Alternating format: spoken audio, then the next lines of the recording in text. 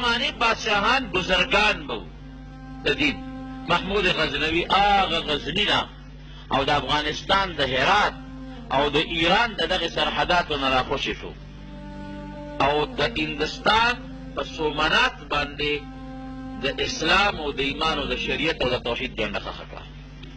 محمود غزنوي ډېر لوی بزرګ دی او چې کله سومنات فتح کو تاریخي واقعه ده چې په کومه علاقه به راغی د بوتانو دا ګرجې دا به یې ختمې کړې، دا به یې روانې کړې. بوتان به ټکو سترې کړل، ختم به یې کړې، دا میټو کې ختم کې، بت پرستي ختم، د هغې په ځای به یې جومات جوړ کړ.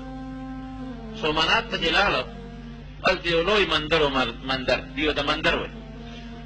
هغه مندر باندې حکم وکړ چې دې مندر کې څومره بوتان دي دا ټول مات کړي. چې کوم واړه واړه بوتانو او واړه واړه خدایان ورته دي وایي هغه ټول مات کړل. یو غټ بوت دی، لوی بوت، تاریخ لیکي یو عظیمه جوسه ده د کاڼي و ناشنا او هغه د هغه مندر په دا منځ کې اویزان دی، نه پړې رسۍ شته چې چت پورې نښلولی دی، ځمکې نه هم اوچت دی، نه په ځمکه پروت دی او نه بله چت سره رسۍ شته چې په هغې تړلی شوی دی، نه ښي طرف ته د هغې د تړلو څه انتظام شته، نه دې خوا نه دې خوا نه دې خوا. خلکو به وي دې ته خدای وایي.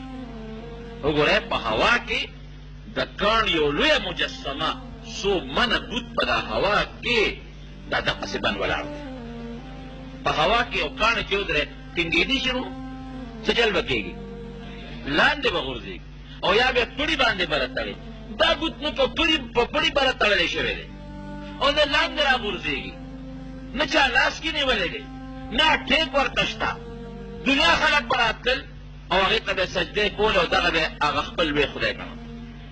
محمود غزنوي رحمت الله علیه ته هغه خپلو فوجیانو وایي چې صاحب دا بوت خو ماته و، خو ته راشه لږ تماشه خو یې وکړه چې دا دین پسه دی.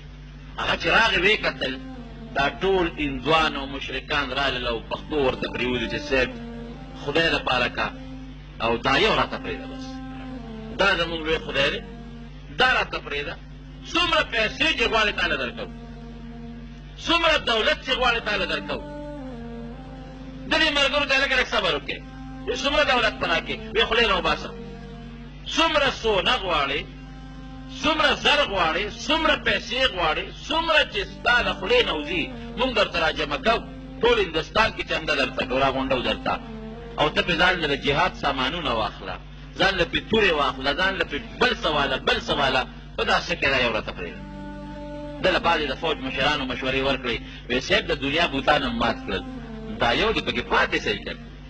دومره دولت به راکړي چې زمونږ بلا د جهاد سامان پې کېږي، زمونږ په ډېر جوماتونه جوړېږي، په دا یو بوت به ورته پرېږدو. زه پرېږده و دین خدای خبر چې دا په څه انتظام باندې دی، دا به ورته پرېږدو او هغه پیسې به ترې والو. ده وایي زه په دې به مشوره وکړو، سهار به فیصله وکړو. اوس لا غږ مه کوئ. د شپې چې دی اوس اوده شو نو دی خوب ویني محمود غزنوي او په خوب کې صاحب میدان حشر دی، د قیامت میدان، حساب کتاب شروع دی، تله د میزان لګېدلې ده، څوک جنت ته روان دی او څوک دوزخ ته روان دی. محمود غزنوي وایي چې زه یو څو فرشتو ونیوم او دوزخ ته یې روان کړم، راکې پړې واچو چې دی جهنم ته وغورځوی. وی هغه نورې فرشتې والا اواز وکړي چې مه کوئ، ګورئ دې دوزخ ته وانه چوئ، دا خو ډېر لوی مجاهد دی، ده خو ډېر لوی جهاد وکړو، ته خو ډېر لوی علاقې فتح کړې او ډېر مشرکان او هندوان او بت پرست یې مړه کړل او ډېر بوتان یې مات کړل. بت چې ماتي هغه ته بت شکن وایي. څه ورته وایي؟ بت شکن.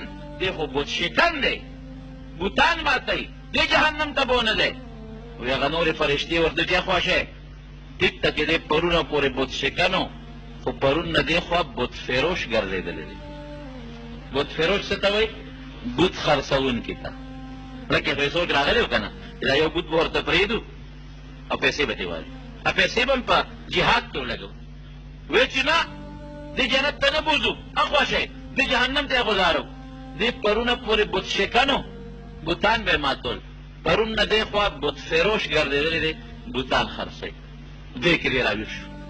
چې راویښ شو زر هغه خپل فوج کمانډران راغونډ کړل وایي د مارې توبه الله خو ما ته منظر وښو بس توبه هله شابه فورا لاړ شئ او دقه بوت راغورځوئ زه بوت شکن یم بوت فروش نه یم دا به ماتم چې راغلل صاحب بوت ته ونښتل پیکې ورکوي غزارونه پې کوي او د اعلی قسم اوسپنې د سټیل او د سونې او د سپینو او د سرو زرو اعلی بهترین د کاڼي مخلوط بوت دی بوت نه غورځي حیران دي دوی وایي داسې وکړئ محمود غزنوي هوښیار و نیک سړی مو الهام به هم ورته کېده وایي د ابادي روانه کړي ابادي روانه کړه نو پته به ولګي چې ابادي هغه مندر یې روانه و یو دیوال یې وغورځو یو دیوال دا بوت په یو غرس مخامخ دیوال له لاړ دا دیوال وغورځېد هلته لاړ هغه دیوال پورې پیوست شو چې معلومات یې وکړل نو هغه بوت ته ګیر چاپېره متوازي انداز کې مقناطیسونه لګولي لاندې مقناطیسو بره چت کې مقناطیسو نو یو بل ته نه پرېښود بره چې به ته لاندې بدن ته کش کوو چې لاندې به راته بره بدن ته کش کوو هغه دیوال کې مقناطیس دلته مقناطیس هغه دیوال کې مقناطیس دلته مقناطیس په داسې انداز هغه انجینرانو هغه بوت په دا منځ کې ایښودی و چې دې مقناطیسونه ټول ځان ته راښکه نه بره تللی شو نه لاندې تللی شو نه دې خوا تللی شو نه هخوا تللی شو او خلکو ته به یې ویل راشه دې ته خدای وایي چې دا منځ کې یې ویې ځان